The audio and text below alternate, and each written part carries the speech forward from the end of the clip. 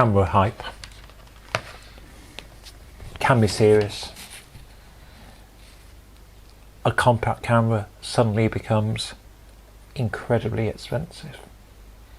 But some compact cameras always were expensive, and actually this one was. And what I'm having the delight to test today is the Yashica T5.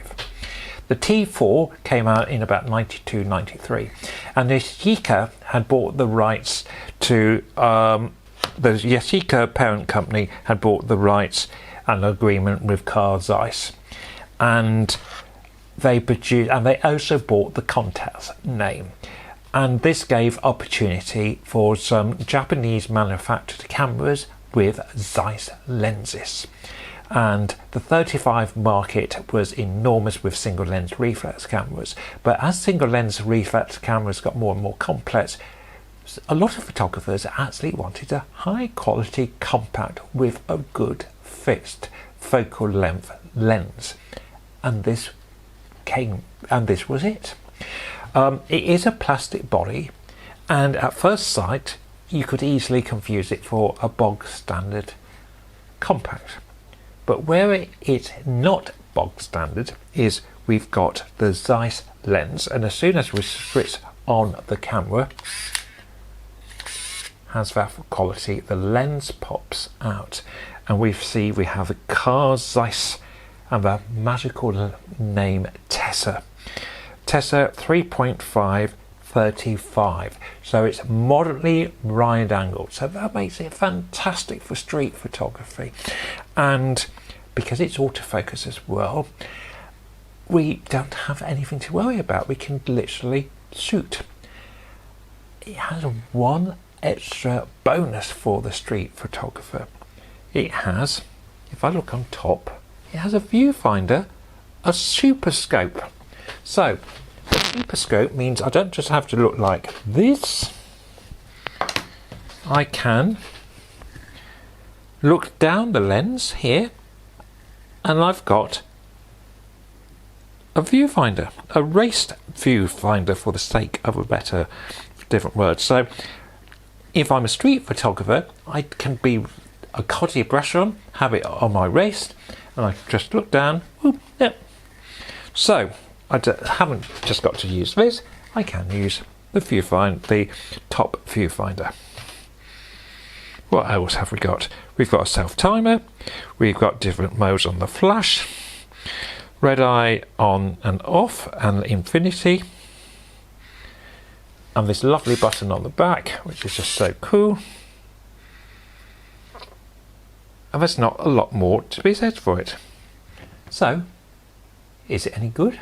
I must say, when I was using it, it did feel really nice to use. And yes, it's plastic and it's a compact, and maybe it's just the thought it's a T5, and I really shouldn't get too excited about it, but let's see how I got on when I actually used it.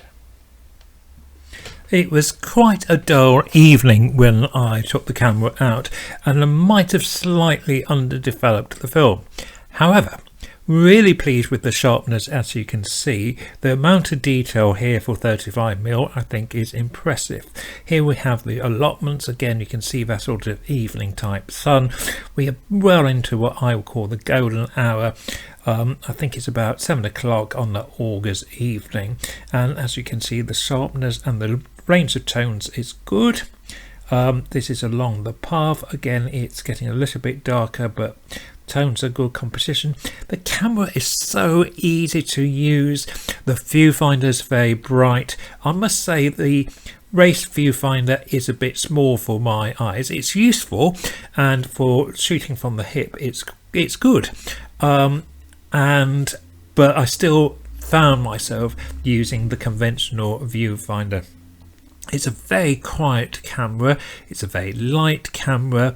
I think one slight fear of it is it's such a small camera, you could easily misplace it, you could put it down. You know, this is a camera that is an expensive camera. However, as you can see, the quality is really good. Again, this is a sort of evening shot, very good range of tones, and the sharpness, as you can see, is very pleasing. I was using 100 ASA film. I developed it in D76. This is I wanted to try the flash, and this is an indoor shot, and it has worked. It's absolutely fine. There is a flash on the camera, so actually if you were brave enough to take it to a party, etc., it would be a very good camera for that sort of situation. It's an excellent travel camera. It's just, do you want to fork out the expense of this? And any camera of this age now, you aren't always going to be sure of its dependability. However, what I can say for this camera is I think it is well made.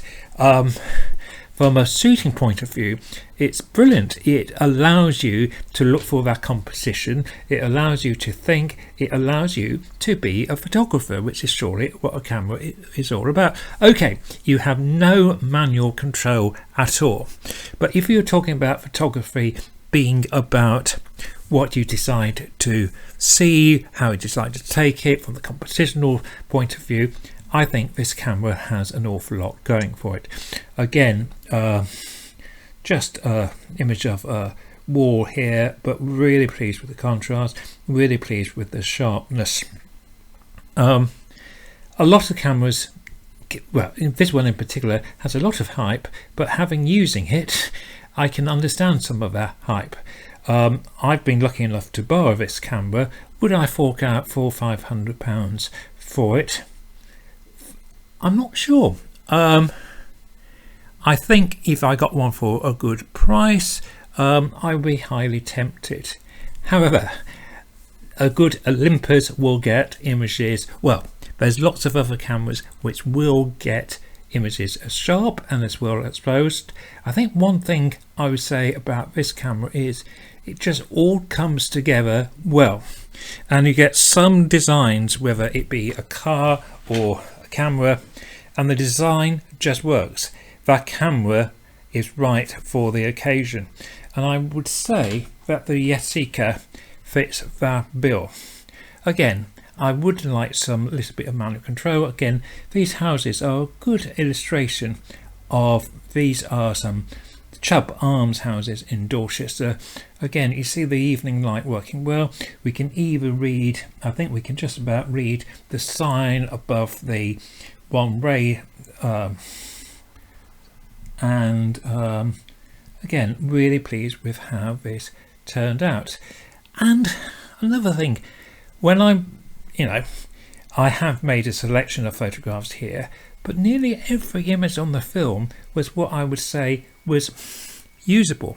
And sometimes I do these videos and there's all sorts of issues why images might not be used.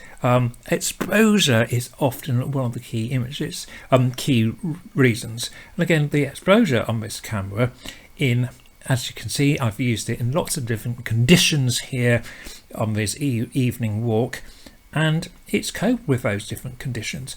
And when the flash does come into play, it's an effective flash, because this last shot, which is just coming up, of this seat, again, it was getting quite dim by this time, and I had the flash on automatic, and I noticed it's popped up, and I thought, oh, that's going to be a bit blurry, but it's absolutely fine. And you can see that this seat was donated by Joe Draper and a partner, and is outside the museum in Dorchester. Thank you for watching. Hope you found that interesting. Bye for now.